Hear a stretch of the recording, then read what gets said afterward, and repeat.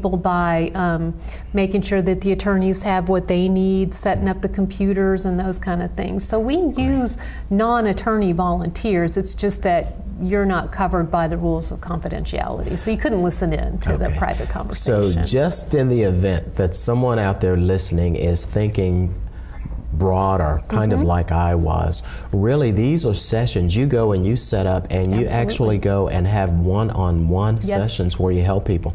That's incredible. Something that we do really need to know more about. I know that we're going to do it a little bit later, but just for the sake of those folks that may be passing by the television, could you give a contact number so they could find out about that? Absolutely. That contact number is 901-523-8822. Okay, it's even simple enough for me to remember, so that's great, and we're going to collect that a little bit later as well. Wonderful. But that's really awesome. But it's important, I think, for the community to also to realize that we are a nonprofit. Absolutely. And so we need support from the community for what we do in our community. So. Wow. Well, you know, my wife and I embrace the philosophy of giver's gain, so I think you may even have me hooked. So I'm gonna, after the show. Are you gonna go to law school? Well, I don't know about that, but I think a pretty doggone good volunteer, so we're going to try and see what we can do to help you to raise some more money for the people who are less fortunate than us. And once again, I'm sure that every evening you rest very well thinking about how much you're giving back, so that's great. You mentioned a little bit earlier about the attorneys and all of the paralegals and the volunteers. Just approximately how many people would you say that you have that really go out and help you? Well, for example, at the Saturday Legal Clinic this past Saturday, we had 110 applicants. We had 30 volunteer lawyers, and we had about 14 volunteer paralegals and law students. And Romona here was one of our volunteer law students, and she was one of my externs for a while. And she's a prime example of the kind of law student and attorney who we have come in and to do volunteer work for us. So. Okay, great. And with having said that, could you tell us, Jackson, how is it that you learned about Memphis Area Legal Services? Well, during my third year of law school, I had the opportunity to request to participate in an externship, as Linda mentioned. And an externship really gives law students an opportunity to go and learn externally what the practice of law is like. So it's a safe environment where you are under the supervision of an attorney and you're being exposed to different areas of the law and you're learning skills that you don't necessarily get inside the classroom. And those are practical skills that I have taken into my law practice. Oh, great. Tell us a little bit, since we're talking with you, and we told them we were going to come back and talk with you some more. Now, as an attorney, you look very young. Is this your first job out of college? Well, thank you. No, it's not. I worked for 16 years with International Paper and had varying jobs over there, and I really enjoyed that career, but my heart was always to be an attorney. After that career there, I left and went to law school. Boy, you and Attorney Seeley really did come out of school early. You must have started as a kindergartner as well. Wow. Tell us about your journey. You said that you wanted to be an attorney. How long have you wanted to be an attorney? Probably 20 plus years. Wow. Wow. That's awesome. Well, it must be really nice to fulfill that dream. It is. It is. As a volunteer with the Memphis Area Legal Services, what kinds of assignments were you given?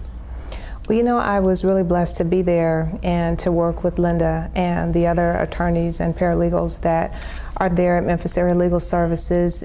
Right away, Linda gave me assignments that were challenging, and she was encouraging and demonstrated confidence in my ability to handle those assignments. And so I was given opportunity in the senior services focus area, where, as Linda said, we did advance directives and qualified income trusts, and we did some will preparation and the kinds of documents that those who are a little more advanced in years would need as they begin to think about health care and who's going to have power of attorney. I also was able to work with the Fair Housing Group and do just a little bit of work there and be exposed to landlord-tenant issues and the law that surrounds those issues. So the kind of responsibilities that I received were challenging, they were interesting, and encouraged me in my studies. I would imagine that really helped you to gather some experience even for you as an attorney. It really did. One of the things that I see every day that I gained while working as a volunteer at MALS and also during the externship is case management, is knowing how to set up the interview with the client, how to have that one-on-one conversation with the client, how to glean the appropriate information from the client, and then how to keep track of what's going on with that case when you have client interactions, what you're doing for the client, how to keep records and an appropriate paper trail that documents the work that you're doing with the client. And it's good in law school to hear all of those things and why they are important, but to be in a setting where you're responsible for a case and you have to make sure that you're actually doing all of those things really makes a difference. And now I can see in my practice why that is so important, and it really helps me to be more efficient and I think more productive. Wow. Attorney Seeley, let's go back to you and ask a little bit more about Memphis Area Legal Services. How would an attorney that may not have worked with you, how would they get involved, number one? And obviously I'm sure that it's pretty simple through the law school that they're being sent to you, but how does one get involved with the Memphis Area Legal Services? Well, usually I do recommend that people check our website. It's www.malsi.org. And on the website, it talks about the different practice areas that we have, as well as it has a listing of the different volunteer opportunities. And what I do is I encourage the attorneys to take a look and see what kind of volunteer opportunities there are. And then I have a volunteer enrollment form. We provide malpractice insurance coverage for all of the attorneys and paralegals and law students who work on a case for us, okay, so that they don't have to worry about using their own malpractice. We provide that. And so once you sign up, then I can start assigning cases to you or put you on the schedule to go to one of the clinics. One of the other things that we do is we do train the attorneys. We provide free continuing legal education for our volunteer attorneys. In fact, today we had a Social Security seminar for the attorneys who take those kind of cases. And if you do take a case for us, then for every 5 hours that you donate, you get credit for one continuing legal education course. 1 hour of continuing legal education, which is very important to attorneys. You've got to have 15 hours every year. Wow, so you actually, working through your organization, they can actually get CLE credit? That's correct. Wow, that's awesome. That is good. Okay, attorneys, you hear that now. That's right. That's a great benefit. I'm telling you, that's a pretty doggone good. You get to give back and have a great volunteer experience, but you get credit for it. So. Yeah. Yeah. And I do want to say that when we do the clinics, one of the things we do is we ask the applicants to give us feedback on what their experience was like. And that really is one of the most moving things that you could ever see, is when a client writes on the bottom of a form, God bless you. Thank you for doing this. Yeah. The attorneys treated me with dignity and respect, and they answered my questions in a way that didn't make me feel like I was less than. And that is really a beautiful experience. That is awesome. And you know, that's something that money cannot buy. So you're doing an awesome work there. What kinds of cases? I know that both you and Attorney Jackson have talked about different types of practices. Tell us just a and you'll probably restate some, but maybe some that haven't been mentioned. What kinds of cases do you take? Well, we only take civil cases. We don't take any criminal cases. Okay.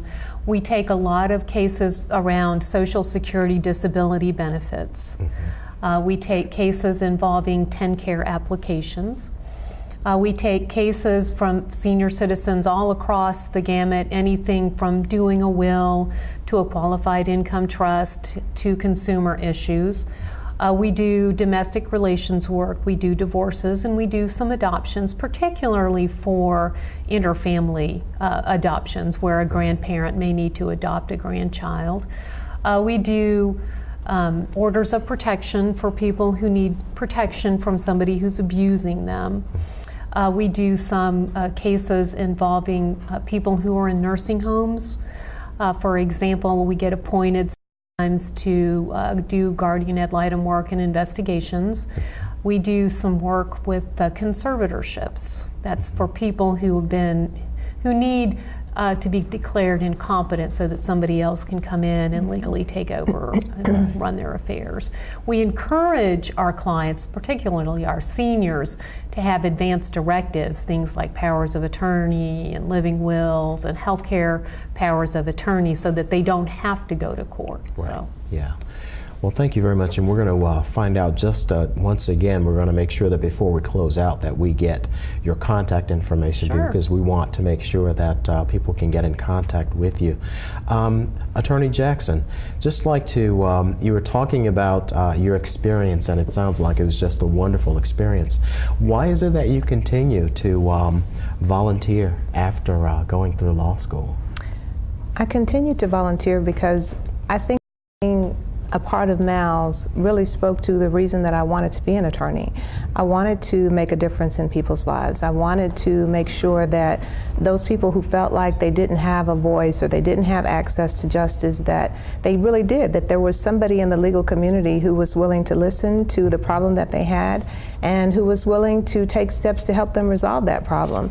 And for me, that's what Memphis Area Legal Services represented. So it just seemed natural that while I was waiting to pass the bar, that I would continue to volunteer at Memphis Area Legal Services. And again, it was just a rich experience, being able to learn as much as I did, being able to get practical application, hands-on applications of what I had learned in law school, being able to go to administrative hearings and to sit and listen and learn from the other attorneys and paralegals that were there.